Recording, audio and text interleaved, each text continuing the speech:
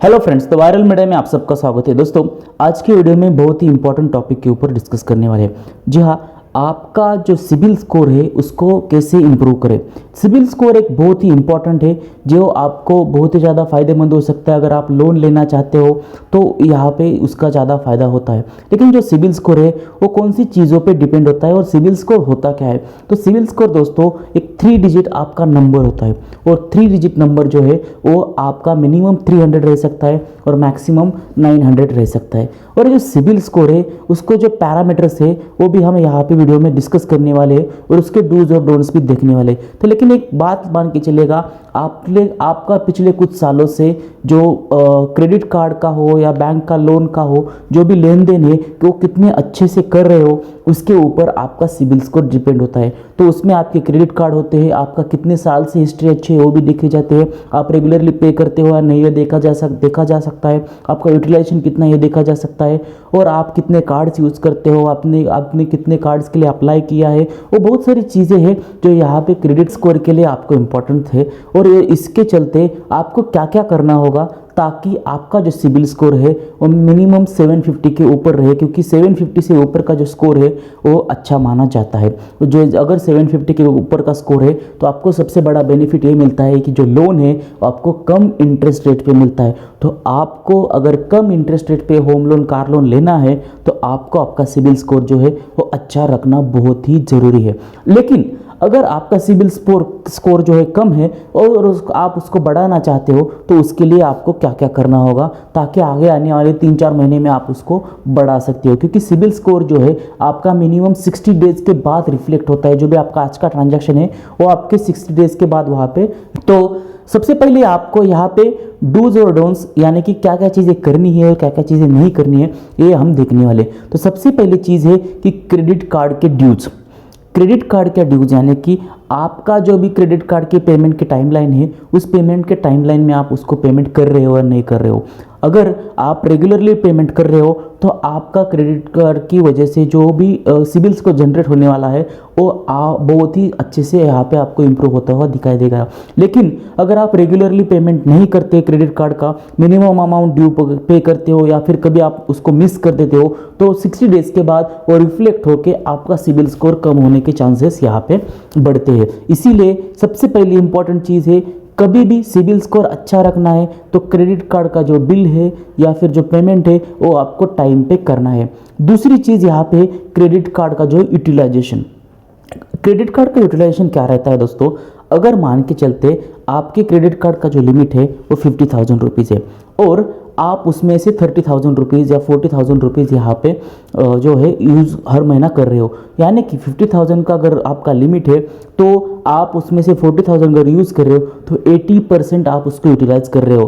तो ये बहुत ही अच्छी चीज़ नहीं है। तो आपको एक बात जान लेनी होगी कि आपका जो क्रेडिट कार्ड का यूटिलाइजेशन है वो आपको 30 to 40% के बीच में रखना होगा।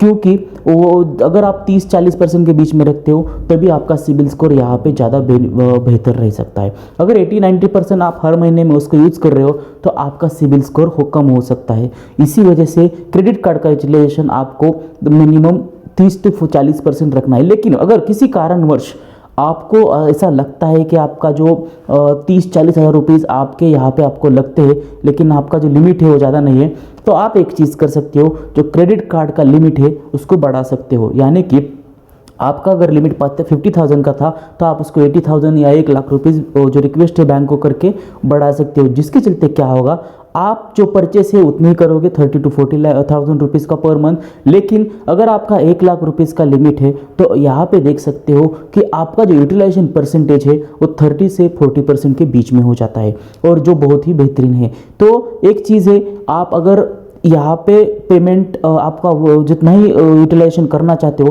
तो पेमेंट का जो लिमिट है या फिर क्रेडिट कार्ड का जो लिमिट है उसको बढ़ाइएगा। और जो भी आप परचेस कर रहे हो उसको उसी मंथ के एंड में जब भी आपका पेमेंट का टाइम लाइन है वहाँ पे आप उसको कंप्लीट कर दीजिएगा, और ताकि आपका स्कोर अच्छा रहेगा। तो ये पहले 3 बहुत इंपॉर्टेंट चीज़ें थी। 4th चीज़ क्या है कि आप जो भी बहुत सारे लोग क्या करते हैं कि क्रेडिट कार्ड के बहुत सारी बार एप्लीकेशंस करते रहते हैं, और उस एप्लीकेशन में बहुत सारी बार ऐसा हो जाता है कि आपके एप्लीकेशंस रिजेक्ट होते हैं। अगर आपने 3, 4, 5 बार क्रेडिट कार्ड कंपनी के लिए एप्लीकेशन किया और 2-3 बार रिजेक्ट हो गया, तो आपका सिबिल स्कोर यहाँ पे कम हो सकता है। इसी वजह से आपको जान लेना होगा कि आप ऐसी जगह पे अप्लाई कीजिएगा और कम से कम एप्लीकेशन रखिएगा, क्योंकि इतने सारे क्रेडिट कार्ड की जरूरत नहीं होती। मैक्सिमम मिनिमम 1 या मैक्सिमम 2 क्रेडिट कार्ड आप रख सकते हो, और जिसके चलते आपको यहाँ पे बेनिफिट भी सिबिल स्कोर का मिलेगा। क्योंकि अगर जितने ज़्यादा रिजेक्शन होंगे वो आपके सिबिल स्कोर के रिपोर्ट के ऊपर जनरेट होंगे, और सिबिल स्कोर के रिपोर्ट के ऊपर जनरेट होने के बाद यहाँ पे आपका सिबिल स्कोर खराब हो सकता है। तो यहाँ पे ये चीज़ें हैं कि जो न्यू क्रेडिट कार्ड एप्लीकेशन है वो कम से कम रखिएगा। और मैं तो कहता हूँ अगर आपके पास 1 या 2 कार्ड है तो उसके बाद ज़्यादा एप्लीकेशन चाहे क्रेडिट कार्ड के लिए हो, अगर लोन का आपको करना है, होम लोन, कार लोन या किसी भी तरह का लोन, तो वो भी आपको पहले कंफर्म कीजिएगा किसी जो भी वो लोन के डिपार्टमेंट में जो रहते हैं लोग, उनके थ्रू आप उसको कंफर्म कीजिएगा, और उसके बाद वो एप्लीकेशन आप वहाँ पे सबमिट कीजिएगा, ताकि ज़्यादा से ज़्यादा चांसेस ये हो जाए कि आपका जो एप्लीकेशन है वो एक्सेप्ट हो जाएगा और आपको जो लोन है वो यहाँ पे मिलने के चांसेस हो।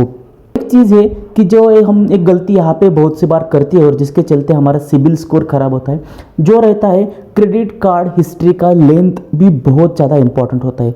क्रेडिट कार्ड हिस्ट्री का लेंथ क्या है दोस्तों? अगर आप 4-5 साल से कई क्रेडिट कार्ड यूज़ कर रहे हो और उसकी हिस्ट्री बहुत अच्छी है, चाहे आप SBI, ICICI, HDFC कोई बैंक का यूज़ कर लो, और आप उसको रेगुलरली पे करते थे और आपकी हिस्ट्री बहुत अच्छी है, तो उस केस में अगर आपने अभी नया क्रेडिट कार्ड लिया तो बहुत सी बार हम क्या करते हैं कि जो पुराने क्रेडिट्स कार्ड है उसको बंद करवाना चाहते हैं। लेकिन एक बात है दोस्तों, आपकी 5 साल की जो हिस्ट्री है, क्रेडिट हिस्ट्री है, वो उस कार्ड पे बहुत अच्छी है, और आप उसको अगर बंद करते हो तो आपका जो लेंथ ऑफ हिस्ट्री है, यानी कि जो क्रेडिट हिस्ट्री आप ले सकते हो वो कम हो जाती है। क्योंकि अगर उसको बंद करवा दिया तो लास्ट मैक्सिमम जो ओल्ड क्रेडिट कार्ड क्या होगा, जो नया लिया होगा, जो 1 साल या मिनिमम 6 महीने पहले लिया होगा, वही आपको रिफ्लेक्ट होगा, और जिसके चलते आपको यहाँ पे दिखाई देगा कि आपके सिबिल स्कोर में थोड़ी घटावट आ सकती है, क्योंकि जो क्रेडिट कार्ड का जो टाइम ड्यूरेशन हिस्ट्री का है वो आपका कम हो जाएगा। तो वो भी चीज़ आपको यहाँ पे जान लेनी चाहिए। और सबसे इंपॉर्टेंट चीज़ है दोस्तों कि पेशेंस एंड परसिस्टेंस। देखो दोस्तों, patiently build and improve your credit score, क्योंकि यहाँ पे क्रेडिट स्कोर जो है, सिबिल स्कोर जो है, वो बहुत ज़्यादा जल्दी बढ़ता नहीं और बहुत ज़्यादा जल्दी कम भी होता नहीं। इसी वजह से आपको अगर आपका स्कोर कम है, 60, 50, 600, 650, 700 ऐसा है, और आप उसको बढ़ाना चाहते हो, तो थोड़ा पेशेंस रखिएगा। 3, 4, 5 महीने का टाइम जा सकता है। उसके बाद ही जो भी मैंने स्टार्टिंग में आपको चीज़ें बताई है, अगर आप उसको फॉलो करते हो तो ही आपका स्कोर यहाँ पे बढ़ेगा। तो एक चीज़ है कि बिकम इम्पेशेंट एंड डिले और मिस पेमेंट अगर आप करते हो तो आपका सिबिल स्कोर कम होएगा, और उसके चलते अगर आप होम लोन, कार लोन लेते हो तो बाकी लोगों को जो रेट में इंटरेस्ट के ऊपर आपको जो लोगों को मिल रहा है उससे कम से कम 0.25, 0.5% आपको एक्स्ट्रा, यानी कि अगर बाकी लोगों को होम लोन 6.5 में मिल रहा है तो आपको मिनिमम 7.5 देना होगा अगर आपका सिबिल स्कोर कम है।